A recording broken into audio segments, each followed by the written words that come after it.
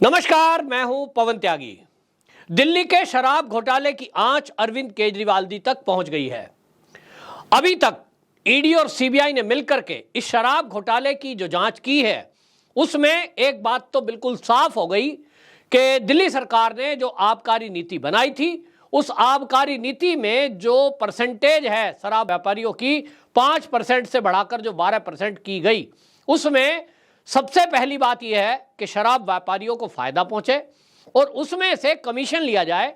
और वो कमीशन लिया गया जो ईडी कहती है कि 100 करोड़ रुपए ये दिए गए, आगे और दिए जाने थे अगर ये कंटिन्यू होता।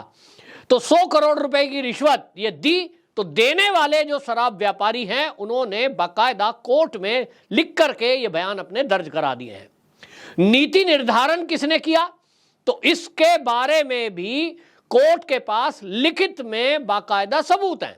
और ये लिखित में जो सबूत दिए हैं ये और किसी ने नहीं, तो मनीष सिसोदिया की जो सचिव है वो सी अरविंद ने बाकायदा धारा 164 आईपीसी के तहत जज साहब के सामने लिखित बयान दर्ज कराया है। उन्होंने कहा कि मनीष सिसोदिया जी के कहने पर, क्योंकि वो उनके मंत्री हैं, अरविंद केजरीवाल जी की उपस्थिति में, सत्येंद्र जैन की उपस्थिति में ये नीति का बदलाव मैंने किया जिस पर मौखिक आदेश मुझे दिए गए थे। अब अरविंद केजरीवाल जी उपस्थित थे कि नहीं ये एक विषय है। नंबर 2, जो रिश्वत का पैसा आया ये कहां गया, जो अरविंद केजरीवाल जी भी सवाल पूछ रहे हैं कि अगर घोटाला हुआ और वो भी 100 करोड़ का तो पैसे कहां गए, क्योंकि पैसा रिकवर अभी तक नहीं हुआ है। तो पैसे कहां गए, इसी जांच को करने के लिए सीबीआई अरविंद केजरीवाल जी को बुला रही है। लेकिन इसी बीच प्रेस कॉन्फ्रेंस आम आदमी पार्टी के नेता कर रहे हैं। राघव चड्ढा जी ने भी प्रेस कॉन्फ्रेंस की और उन्होंने सारी हदें पार करते हुए अरविंद केजरीवाल जी को आज का आधुनिक गांधी करार दे दिया। इस पर सोशल मीडिया में मजाक भी बन रहा है कि साहब आपने जो है मनीष सिसोदिया जी को तो कह दिया ये बच्चों के चाचा नेहरू हैं, आपने जो है सत्येंद्र जैन को भगत सिंह बता दिया, अब अरविंद केजरीवाल जी को आपने गांधी बता दिया। तो सारे के सारे क्रांतिकारी ये तो आम आदमी पार्टी में ही हैं। तो भाई ये भी बता दो कि आतिशी मरलिन कौन है, और ये भी बता दो कि वो जो दिल्ली महिला आयोग की अध्यक्ष हैं स्वाति मालीवाल वो कौन है। आपने तय ही कर दिया है कि सबकी तुलना क्रांतिकारियों से करनी है, तो जरा इनके नाम भी बता दो कि ताहिर हुसैन कौन थे।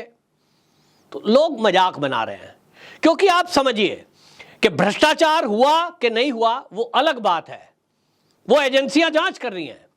लेकिन इस देश में कोई भी व्यक्ति अपनी तुलना गांधी, नेहरू, शहीद भगत सिंह, चंद्रशेखर आजाद, सुभाष चंद्र बोस से करे तो ये उनका अपमान है। भारत के अंदर कोई भी व्यक्ति उन क्रांतिकारियों की तुलना कर ही नहीं सकता, क्योंकि जो त्याग उन्होंने किया है, उन्होंने अपनी जवानी देश के ऊपर न्यौछावर कर दी। उन्होंने घर का सुख छोड़ दिया, उन्होंने सारे सुख चैन छोड़े और देश के ऊपर न्यौछावर हो गए। अगर कोई उनके जैसा त्याग करे जैसा उन्होंने किया, तब यह कह सकता है कि मैंने भी शहीद भगत सिंह की तरह अपना जीवन, अपनी जवानी देश के लिए लगा दी और देश पर मैं कुर्बान हो गया, देश पर मैं शहीद हो गया, तो फिर मैं तुलना कर सकता हूं। कोई व्यक्ति जो जिंदा है वो उनसे तुलना कैसे कर सकता है। इनको ये तुलना करने में जरा संकोच भी नहीं होता कि आप किन्हीं क्रांतिकारियों का अपमान कर रहे हैं, जिसको पूरे राष्ट्र ने राष्ट्रपिता महात्मा गांधी कहा।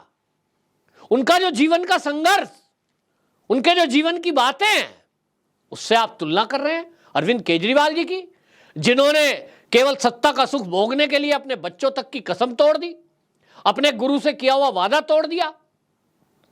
और जिस तरह की चीजें सामने आई, अपने आम आदमी पार्टी के नेता हैं जो भ्रष्टाचार में फंसते, खुद ही क्लीन चिट, खुद ही साफ। और गांधी जी तो शराब के विरुद्ध थे और ये शराब के ठेके खोल रहे हैं, उसमें गली गली में खोल रहे हैं, बार के अंदर शराब पीने वालों की उम्र घटा रहे हैं, बार के खुलने का टाइम बढ़ा रहे हैं ताकि ज्यादा लोग शराब पिए, तुलना कर रहे हैं गांधी जी से। तो सवाल यह है कि राघव चड्ढा जी प्रेस कॉन्फ्रेंस कर रहे हैं, एक तरफ वो तुलना कर रहे हैं केजरीवाल जी की गांधी जी से, दूसरी तरफ वो अपने कार्यकर्ताओं को, आम आदमी पार्टी के कार्यकर्ताओं को उकसाने में लगे हुए हैं और प्रेस कॉन्फ्रेंस के जरिए वो कह रहे हैं कि हमारी पार्टी तो भाई आंदोलन की पार्टी है, हम ना जेल जाने से डरते हैं, ना सड़कों पे धरना देने से सड़कों पे उतरने से डरते हैं। मतलब कुल मिलाकर के तैयारी है। सवाल ये है भाई, अगर आप क्रांतिकारी हो और अपनी तुलना क्रांतिकारियों से करते हो, तो क्रांतिकारी तो ना जेल जाने से डरे, ना क्रांतिकारी फांसी के फंदे पे लटकने से डरे। उन्होंने तो कोई आंदोलन नहीं करा कि भाई जनता सड़कों पे उतर जाओ, हमें झूठे केस में फंसा रहे हैं अंग्रेज और हम फांसी के फंदे पे नहीं लटकेंगे। ऐसा हुआ क्या? हंसते हंसते मेरा रंग दे बसंती चोला गाते हुए फांसी के फंदे को चूम कर चढ़ गए।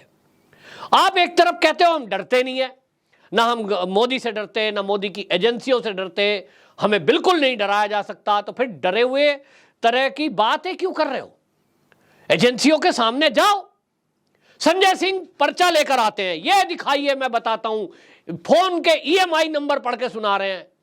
सारे मूक बधिर बने हुए कैमरामैन और ये पत्रकारों से मेरा सवाल है कि भैया जब ये बता रहे हैं कि ईडी जो झूठ बोल रही है, फोन नंबर सब चालू है और ये ईएमआई में पढ़ के सुना रहा हूं, कोई जरा एक सवाल पूछता कि संजय सिंह जी अगर आपको इतनी नॉलेज है, आपके पास पूरी डिटेल है, आप कह रहे हो, दावा कर रहे हो कि फोन कहीं टूटे ही नहीं, ये रहा ईएमआई नंबर, तो भैया वो जो मनीष सिसोदिया जी का वकील आपने खड़े कर रखे हैं बड़े बड़े, जो ईडी और सीबीआई के सामने जिरह कर रहे हैं, वो तो बेकार है, उनको हटाओ और संजय सिंह जी को वकील डिप्यूट कर दो। क्योंकि संजय सिंह जी यदि इतने गवाह सबूत सब ला सकते हैं, उनके पास जानकारी है और वो ये कह रहे हैं कि ईडी जो कह रही है वो झूठ है, तो भैया इस झूठ का सबूत जो है कोर्ट में रखो, जज के सामने रखो। तो आप ये कह सकते हैं, जो ये आम आदमी पार्टी के नेता जितने लोग ये आरोप लगा रहे हैं कि ईडी मोदी के कहने से काम कर रही है, क्योंकि हमने मोदी जी के भ्रष्टाचार का मुद्दा उठाया, क्योंकि हमने अडानी का मुद्दा उठाया। अडानी का मुद्दा तो अब उठा है 1 महीने से, और यह केस चल रहा है 2 साल से। तो भैया 2 साल पहले कौन सा मुद्दा था? इसी तरह बात कर रहे थे गुजरात के चुनाव से पहले। गुजरात के चुनाव से मोदी जी डर गए, भाजपा डर गई, क्योंकि हमारी सरकार बनने जा रही है, हमें तो आईबी के अफसरों ने बता दिया है, सर्वे हो गया हमारा, पूर्ण बहुमत से गुजरात में सरकार बन रही है। लेकिन ये मनीष सिसोदिया को जेल में डाल रहे हैं। अब मनीष सिसोदिया जेल में चला गया तो शायद हमारी सरकार ना बने, और इसीलिए मोदी जी डर के मारे फर्जी केस लगा रहे हैं। मोदी जी ने भी कहा ठीक है भैया, इस बात को भी आप अपनी शंका समाधान कर लो, तो एजेंसियों को कह दिया होगा मनीष सिसोदिया जी को जरा गुजरात चुनाव के बाद बुलाना। गुजरात चुनाव में मनीष सिसोदिया जी अपनी मर्जी से प्रचार में थे, क्या नतीजा रहा? जमानत भी जब्त हो गई। मतलब आप बहाना ढूंढ रहे थे, मोदी जी ने वो दिया करने के लिए। अब अगर आप ये कह रहे हैं, मान लो 1% कि चलिए मोदी जी डरे हुए हैं, मान लेते हैं, और मोदी जी आपके ऊपर फर्जी केस ईडी और सीबीआई के जरिए करा रहे हैं, आज के आधुनिक गांधी जी को परेशान किया जा रहा है, तो भाई आप जितने आम आदमी पार्टी के लीडर इस बात को मानते हैं, जो ये कह रहे हैं मनीष सिसोदिया जी को फर्जी फंसाया गया, केजरीवाल जी को सीबीआई फर्जी केस में बुला रही है, तो भाई आप ये बताओ जरा कि आप जितनी जिरहबाजी कर रहे हो, जो सबूत दिखाते हो रोज पन्ने लाकर, वो जरा जज साहब के सामने ले जाओ। और एक सवाल है मेरा कि क्या वो जो न्यायपालिका में जज हैं, जो मनीष सिसोदिया के केस की हियरिंग कर रहे हैं, जिन्हों के आदेश के बाद अभी तक कई लोग आरोपी जेल के अंदर बंद हैं, क्या वो जज साहब भी मोदी के दबाव में काम कर रहे हैं? एक बार प्रेस कॉन्फ्रेंस करके जरा ये आम आदमी पार्टी के लीडर बताएं, खुला बताएं कि आप कह रहे हो ईडी मोदी के दबाव में काम कर रही है, सीबीआई मोदी के दबाव में काम कर रही है, तो जरा आप अपने मुख से जरा निकाल दो कि क्या कोर्ट के जो जज साहब हैं वो भी मोदी के दबाव में फैसला कर रहे हैं? बार बार बेल एप्लीकेशन जो रिजेक्ट की जा रही है मनीष सिसोदिया की और सत्येंद्र जैन की, वो मोदी जी के कहने से रिजेक्ट हो रही है। इस पर भी जरा अपनी टिप्पणी करें, यदि वो मानते हैं। और यदि ऐसा नहीं मानते हैं और ऐसा नहीं बोलते हैं तो ये मान लीजिए कि जज साहब पूरे सबूत और गवाहों के आधार पर आपकी बेल एप्लीकेशन रिजेक्ट कर रहे हैं। कोई केस फर्जी नहीं है, ना ईडी का ना सीबीआई का। आप जनता को बरगला रहे हो और ये बरगलाना बंद करो। और जनता को भी ये समझना चाहिए, ईडी सीबीआई दबाव में हो सकती है, मानता हूं, लेकिन कोई कोर्ट का जज कम से कम मोदी सरकार के दबाव में तो नहीं है। ये जब आप पिछले फैसले सुनोगे, थोड़ा अध्ययन करोगे तो आप पाओगे।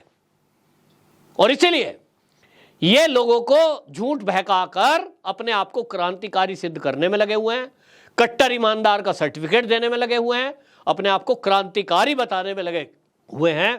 तो आपकी क्या राय है? क्या आप मानते हैं कि आम आदमी पार्टी के ये सारे लीडर क्रांतिकारी और महात्मा गांधी हैं? आपकी क्या राय है? कमेंट बॉक्स में जरूर बताएं।